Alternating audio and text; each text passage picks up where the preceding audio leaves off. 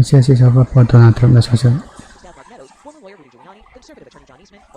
God damn, look at these defendants, dude. This is a sexy-ass list, baby. That's right, Rudolph Giuliani. A very famous prosecutor. Famous for what? Famous for tackling organized crime. Using what statute? You guessed it, a mother RICO, baby. If there's one guy that knows RICO's in and out, full circle, we're talking Rudolph Giuliani. You'll love to see it, folks. How the mighty have fallen. County, Georgia, we could see it all happen on TV. In Georgia, state law allows for cameras inside the courtroom. Remember the O.J. Simpson trial? We saw every moment as it happened. I don't think anyone in the media is even hiding that they're so horny for this. I'm horny for it because, one, it's great. I mean, it's so many eyeballs will be on it. It's free content for me. I'm horny. Like everyone is just like salivating at the opportunity for revenue. But also, we as American people and people all around the world who are excited at the prospect of watching Donald Trump in court are also excited. So I'm excited on two different metrics. On one, as a content creator because it is pure unadulterated content, and two, as a content watcher and enjoyer. So it is going to be a phenomenal experience overall. Genuinely excited about it. Brian Kemp talking shit on Trump. I mean, it's going to be incredible. Trump used the R word on social media this morning. Wait, what? What do you mean? Oh, I thought he was being ableist. Georgia grand jury indicts Trump 18 allies in election interference case. Let's go. I know you heard about it about Donald Trump. The former president has been indicted again, this time by the state of Georgia, on charges he and 18 others engaged in criminal conspiracy. They are accused of trying to undermine the results of the 2020 election in Georgia, a state that he lost by nearly 12,000 votes. Now, just in case this is all starting to get confusing, we get it. This is the fourth indictment of the former president who is currently campaigning to be president again. And this one is on If he were to be convicted, What's pardon himself. Nicole Killian is following it all at the courthouse in Atlanta, and she's got the latest for us. Nicole, good morning to you. What can you tell us? Good morning to you, Gail. District Attorney Fani Willis has asked all 19 defendants to surrender within the next 10 days, and she wants to try all of them together. This sprawling indictment lays out an alleged criminal enterprise, citing criminal acts here in Georgia and 6 other states. But Kemp easily can and would pardon him. As far as I understand, the pardoning process in Georgia is not as open and shut. There is a pardoning board, and also Brian Kemp himself is not the type of person who would pardon Donald Trump, in my opinion. I mean, he's a Republican Party cutout, right? And if Donald Trump won the presidency, he would absolutely pardon him if he had the power to do so. I think he's that type of person because Republicans always fall in line. But having said that, Brian Kemp himself is not exactly fond of Donald Trump, partially because of what is literally going on in this Georgia case. Because Brian Kemp is the governor of Georgia. Before he was governor of Georgia, he was the Secretary of State of Georgia. And he was an incredibly corrupt, awful demon of a Republican, as is your job if you are the Secretary of State in Georgia. It's quite literally to ensure that you're purging people off the voter ballots, making sure that there are no polling stations in like black and brown neighborhoods, poor neighborhoods in general. And that, of course, set him up nicely for the gubernatorial race, which he defeated Stacey Abrams in, and became the governor of Georgia. So after that happened, Donald Trump, who had pushed for him originally, did the mafioso thing and said, all right, time to help me out. I've been a supporter of yours. Go ahead. Give me votes. Now, he didn't directly say that to Brian Kemp, but he has alluded to it with Brian Kemp as well, including other people in the Georgia state administration. Now, when Brian Kemp said absolutely not and spoke out against it, which, by the way, makes him not a good guy. Okay, I don't think he's a good guy at all. I don't think that Brian Kemp and Rafflesberger, or however you say his name, I don't think these are like good guys. They're still Republicans, okay? But they are party loyalist Republicans, and not necessarily Trump loyalist Republicans. They're party loyalist Republicans who are also smart enough to recognize, like, so Brian Kemp openly was contentious towards Donald Trump, to which Donald Trunk absolutely did not take kindly to, and then spent pretty much the last couple of years shitting on Brian Kemp, including trying to set up a primary opponent against him, who lost. The reality is that there is there's not exactly a lot of love between Brian Kemp and Donald Trump. So even in a situation in Georgia, as I mistakenly thought, where the governor could pardon you in other, because you can do that in other states, I thought maybe I'm Brian Kemp. Brian Kemp would be the funny man standing between Trump and freedom. Because Trump could technically, I guess, pardon himself on federal issues, on federal crimes, but he cannot pardon himself on state crimes. So we'd have to go to Brian Kemp and beg him to pardon him. But that is not the case in Georgia anyway. The governor does not have pardon power in the same way that in other states the governor does. Ultimately, this is all you need to know about Brian Kemp. I'm Brian Kemp. I'm so conservative. I blow up government spending. I own guns that no one's taking away. My chainsaw's ready to rip up some regulations. I got a big truck, just in case I need to round up criminal illegals and take them home myself.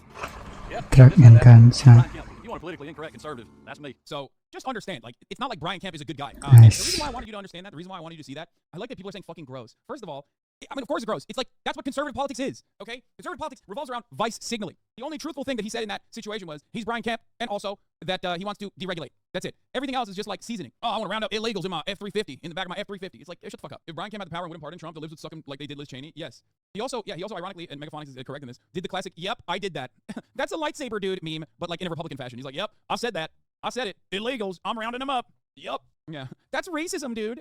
Anyway, so Donald Trump posted this, said a large, complex, detailed, but irrefutable report on the presidential election fraud, which took place in Georgia, is almost complete and will be presented by me at a major news conference at 11 a.m. on Monday of next week in Bedminster, New Jersey. Based on the result of this conclusive report, all charges should be dropped against me and others. There will be a complete exoneration. They never went after those that rigged the election. They only went after those that fought to find. And I'm not gonna get clipped reading that, okay? Because there's a lot of people out there that desperately working overtime to try to clip me out of context, saying something that even is near the end. I'm not gonna jump on that, okay? This is an extension, a continuation of like the classic perfect phone call, okay? Perfect phone call, the greatest phone call of all time, which was perfect. It is perfect, not in the way that Trump thinks is perfect, but it's perfect to show like criminal conspiracy and fraud. It's perfect in the sense that in the phone call, he actually said the exact number, for example. He didn't actually ballpark it. He didn't say 12,000, 11,780 votes, and then followed that up with one more than we have right now, which is, it is perfect for the fucking district attorney. It's perfect for the prosecutorial team. They're like, oh my God, how perfect is this for us? It's a slam dunk case.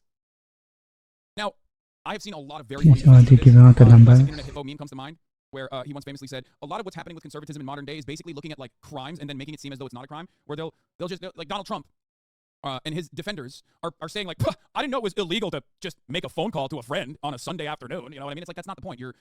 You're saying things that are illegal in the phone call, which is, unironically, the conservative defense now. People are basically stating, it's illegal to say the election was rigged. Wow. Oh my God, they're coming after you too. It's like, no, they're not coming after you, Deborah. They're not coming after you, Hank, okay?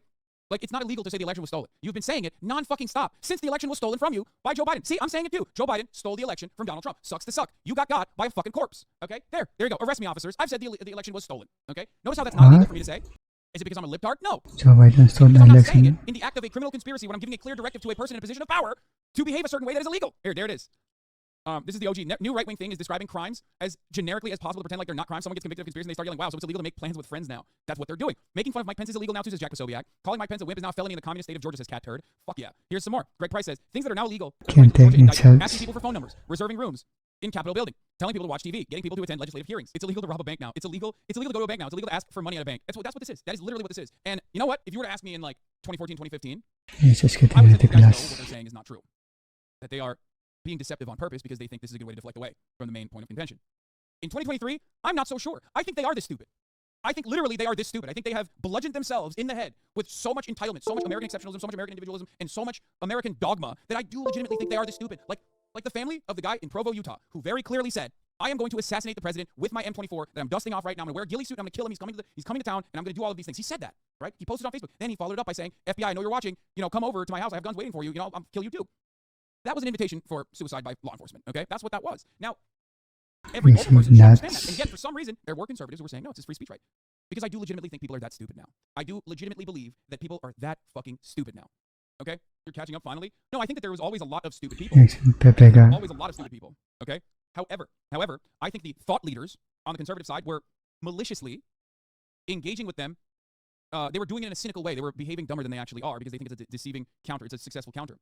I no longer believe that the thought leaders on the right, for the most part, are actually doing this cynically. I think that they are doing it because they're just as stupid. A grand jury in Atlanta returned an indictment that alleges former President Trump and 18 other defendants knowingly joined a conspiracy to unlawfully change the outcome of the 2020 election in the state of... Your boy Ryan Grimm said that with the last indictment, even suggested Biden should pardon Trump if he promised not to run for president. Yeah, that's insane.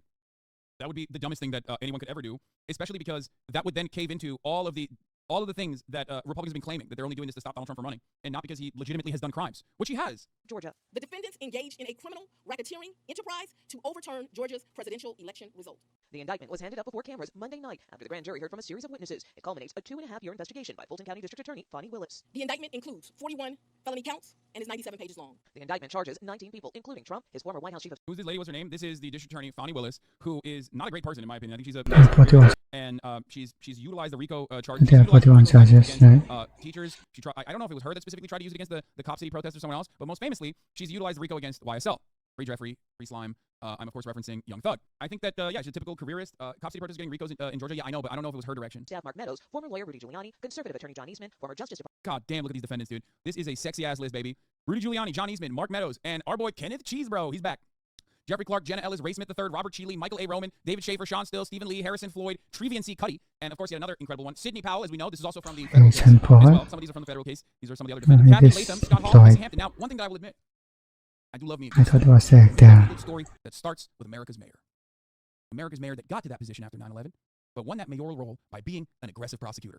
That's right, Rudolph Giuliani was a very famous prosecutor. Famous for what? Famous for tackling organized crime. Using what statute? You guessed it, a motherfucking RICO, baby. If there's one guy that knows RICOs in and out, full circle, we're talking Rudolph Giuliani. You'll love to see it, folks. How the mighty have fallen, okay? This is a very fun story for many different reasons, but that is just one that I personally find really hilarious. One of these people is also a publicist for Kanye West. I don't know exactly which one it is, but that was really funny as well. And of course, what? obviously, Fonnie Willis, the DA, also was prosecuted. Kanye West. It's Trevian C. Cuddy, which is Kanye's publicist. Fucking is awesome. Department official Jeffrey Clark, and several other Trump allies. The former president is facing 13 felony counts, including violating Georgia's RICO Act, a racketeering law used to take down major crime organizations. There's no way we lost Georgia. There's no way. That was a rigged election. The investigation... I was looking for some of these names. Harrison Ford, Rick. the leader of the Black Voices for Trump. Oh, I love that. In this picture, a person holds up a sign, Black Voices for Trump, at March and Rally, President Donald Trump. Have you seen this? Oh, is this the Larry King? Yeah.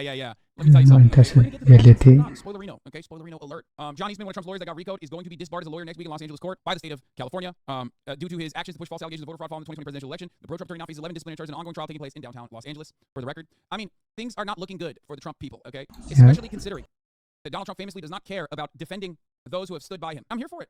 I'm here for it. I love this shit. I love it. I enjoy it. And you should too. This is a moment where no matter how much of a Maoist third worldist or whatever the fuck you are, you can just sit back and watch a person with profound amounts of power who has been so incredibly and transparently corrupt get what's coming for him by other people that are also uniquely corrupt in their own ways, right? But still, it's like a telenovela. I am lived up on this day, and I am not ashamed to admit that I'm lived up on this day.